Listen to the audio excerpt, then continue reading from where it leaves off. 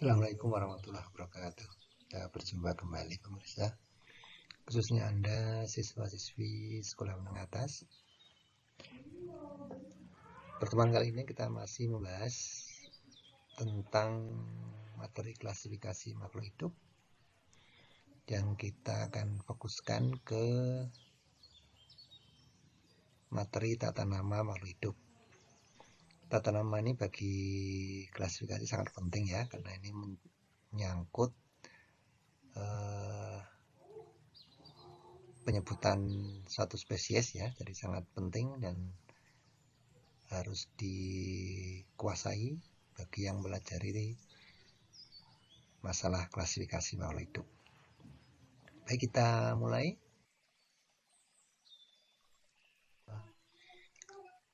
Kita tahu ya, berbagai jenis makhluk hidup itu memiliki sebutan atau nama yang bermacam-macam sesuai dengan daerah organisme tersebut berasal, atau yang kita kenal sebagai nama lokal ya, nama lokal. Masing-masing organisme pasti punya nama lokal masing-masing, sehingga satu jenis tumbuhan bisa jadi punya nama yang berbeda-beda ya, berbeda-beda tergantung dari daerahnya. Misalnya pisang ya, bisa punya nama lokal yang berbeda-beda. Kalau orang Jawa, pisang itu disebut sebagai gedang, dalam bahasa Inggris disebut sebagai banana. Nah, nanti bahasa yang lain beda lagi, bahasa Sunda, bahasa Banjar, bahasa Medan sana ya, beda-beda lagi. Nah, itu aslinya memang seperti itu. Nah, hal tersebut tentu akan menyebabkan kesulitan dalam hal melajari makhluk hidup ya. Jadi akibat bermacam-macamnya nama tadi itu bisa membingungkan ya, meskipun pada dasarnya tumbuhan yang dimaksud itu sama. Tapi kan karena namanya penyebutannya beda, jadi bisa membingungkan. Oleh karena itu, nama lokal itu tidak bisa dipakai untuk menunjuk suatu spesies makhluk hidup atau jenis makhluk hidup. Tidak bisa, karena nama lokal itu macam-macam ya. Kalau dipilih salah satu, nanti yang lain tentu akan protes, kenapa kok yang dipakai nama lokal yang daerah sana gitu ya, seperti itu. Oleh karena itu, maka disusunlah suatu tata nama untuk mengatur pemberian nama ilmiah ya suatu spesies. Nah, dan tata nama tersebut berlaku secara internasional. Jadi secara ilmiah ada pengaturan pemberian nama ya, kemudian nanti akan diakui oleh seluruh pemakai atau peneliti atau ya pembelajar makhluk hidup ya, belajar klasifikasi makhluk hidup. Nah, itu jadi dipakai secara internasional, sehingga nantinya ketika kita menyebut pisang, maka pisang itu kan nama ilmiahnya Musa paradisiaca L gitu ya. Maka ketika kita menyebut Musa paradisiaca, maka para biolog atau peneliti atau botani ya, atau ahli botani dari seluruh dunia akan tahu bahwa itu yang dimaksud adalah tanaman pisang, seperti itu. Jadi fungsinya itu adalah untuk menyamakan persepsi tentang suatu makhluk hidup gitu ya, nama ilmiah itu namanya nama ilmiah. Jadi ada diatur gitu ya, diatur. Nah, nama ilmiah itu adalah nama Latin atau nama yang dilatinkan untuk menyebut suatu spesies. Jadi nama-nama spesies itu atau nama-nama jenis suatu makhluk itu maka dikenal sebagai nama ilmiah. Dan bahasanya digunakan bahasa Latin atau yang dilatinkan ya. Nah, nama itu berlaku internasional dan pemakaiannya diatur oleh suatu ketentuan atau kode internasional. Jadi tidak asal memberi nama ya, tidak asal memberi nama, ada ketentuannya, ada kode internasionalnya. Meskipun dia seorang peneliti menemukan organisme baru, penamaannya mengikuti ketentuan ya, atau kode internasional nih. Misalnya nih, tata nama tumbuhan diatur oleh kode internasional tata nama tumbuhan.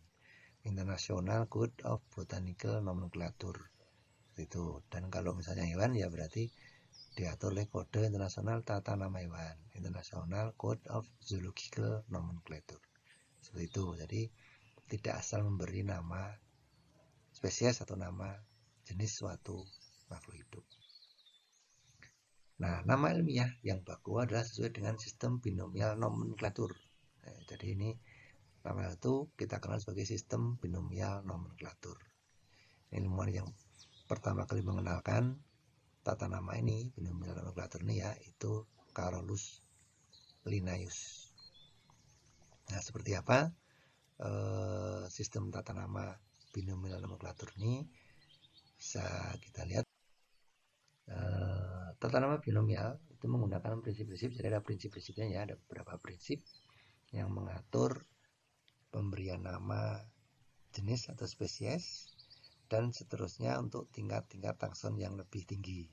Jadi tidak hanya untuk spesies saja, tapi untuk nama-nama takson yang lebih tinggi itu juga ada aturannya. Yang pertama, prinsip binomial nomenklatur itu adalah bahasanya bahasa Latin, ya, atau dilatinkan.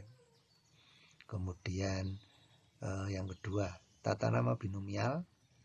Binomial itu dua ya, jadi yang terdiri dari dua kata nama itu. Terdiri dari dua kata. Oleh karena itu kebanyakan, memang tidak semua, kadang kita temukan ada nama yang lebih dari dua kata. Tapi kebanyakan nama ilmiah itu dua kata, karena memang ketentuannya itu binomial. Nah, dari dua kata itu, kata pertama menunjukkan marganya atau genusnya ya. Jadi kalau kita melihat nama ilmiah itu berarti kita tahu marganya atau genusnya. Yang penulisannya diawali dengan huruf besar. Jadi nama kata pertama itu diawali dengan huruf besar. Dimanapun dia berada posisi katanya ya, di awal kalimat atau di tengah kalimat itu seperti itu, karena ini nama. Sedangkan kata kedua merupakan kata penunjuk jenis atau spesies. Jadi penunjuk jenis, bukan nama jenis ya, atau nama spesies, tapi nama penunjuk jenis. Jenisnya apa itu maksudnya, atau spesiesnya apa. Dan kata tersebut diawali dengan huruf kecil. Contohnya ini, contoh tanaman jagung. Tanaman jagung itu nama ilmiahnya Zea mais. Zea itu marganya atau genusnya. Mais itu penunjuk jenisnya. Itu jadi ini Zea itu marga atau genus, maisnya itu penunjuk jenis. Jadi kalau kita lihat nama Zea mais berarti kita tahu genusnya. Nah, Zea mais itu adalah nama jenis. Jadi beda ya, nama penunjuk jenis dan nama jenis itu berbeda. Kalau nama jenis itu ya ini dua-duanya ini nama jenis. Penunjuk jenisnya itu kata kedua dari nama tersebut. Terus ketiga, ketentuan yang ketiga, nama jenis penulisannya yaitu dicetak miring. Kalau penulisan ini, jadi ini ketentuan penulisannya dicetak miring dua-duanya, dua kata tersebut, atau diberi garis bawah yang terpisah. Jadi garis bawahnya terpisah, tidak gandeng ya, tidak dua kata itu jadi satu garis bawah, tidak. Atau dicetak tebal, jadi boleh salah satu dari tiga pilihan itu. Contohnya seperti ini. Nah ini kalau ini yang miring, ini yang di garis bawah, jadi ini terpisah garisnya ya. Atau yang cetak tebal seperti ini. Kalau cetak tebal berarti dia tidak miring, tetap tegak, hanya cetaknya tebal. Kemudian ketentuan yang keempat, jika terdapat dua kata penunjuk jenis, nah ini, maka kedua kata dihubungkan dengan strip. Contohnya ini bunga sepatu, ini hibiscus rosa sinensis. Nah ini kan ada dua nih penunjuk jenisnya, rosa dan sinensis. Maka antara rosa dan sinensis diberi strip sebagai penghubung, sehingga nanti ini akan menjadi dua kata saja tetap. Jadi kalau misalnya penulisannya menggunakan garis bawah, ya garis bawahnya yang pertama garis bawah untuk hibiscus, garis yang kedua untuk rosa sinensis. Dan nama ilmiah ini terkadang banyak sekali penunjuk jenisnya. Nah, ada beberapa sini, ada itu yang seperti itu ya. organisme yang penunjuk jenisnya ada beberapa kata. Kesemuanya nanti akan dihubungkan dengan strip sebagai penghubung. Seperti itu, sehingga pembaca akan tahu ini nama genusnya yang mana, nama penunjuk jenisnya yang mana, itu tahu. Kemudian yang berikutnya, nomor 5, ini di belakang nama ilmiah tersebut itu bisa juga dituliskan nama singkatan orang penemu organisme tersebut, penemu makhluk hidup tersebut, atau disebut author nih ya. Pemberi nama itu bisa diberikan di situ. Yang pertama kali memberi nama itu ya, memberi nama. Jadi orang yang pertama kali memberi nama kemudian mempublikasikan secara sah dan valid, yang tidak ditemukan orang kemudian dia beri nama kemudian dipublikasikan, nah itu tidak sah dan tidak valid. Jadi dia harus yang meneliti kemudian memberi nama, belum diberi nama orang lain ya, kemudian dipublikasikan secara sah di seluruh para peneliti ya, dan valid ya, itu baru boleh seperti itu. Jadi tidak asal memberi singkatan nama di belakang nama spesies. Kita tentu tidak bisa ini seperti ini ya, memberi nama inisial kita di depan nama tertentu, karena kan bukan kita yang pertama kali mempublikasikan. Misalnya seperti ini, pisang nih ya, Musa paradisiaca L. Nah, L ini apa? Ini nama yang pertama kali memberi nama Musa paradisiaca. L itu singkatan dari Linnaeus. Jadi ini Linnaeus inilah yang pertama kali memberi nama Musa paradisiaca dan mempublikasikannya secara sah dan valid. Seperti itu. Tidak semua nama itu ada nama inisialnya, tergantung dari pemberi nama ya. Kalau dia tidak mau menggunakan inisial ya tidak apa-apa, tidak harus ada inisialnya ini. Kemudian ketentuan nomor 6, kalau ini tidak menyangkut ke spesies ya, ini sudah di takson yang lainnya. Nama famili atau suku, kalau genus tadi sudah jelas, yang ini takson di atasnya genus ya, atau di atas marga.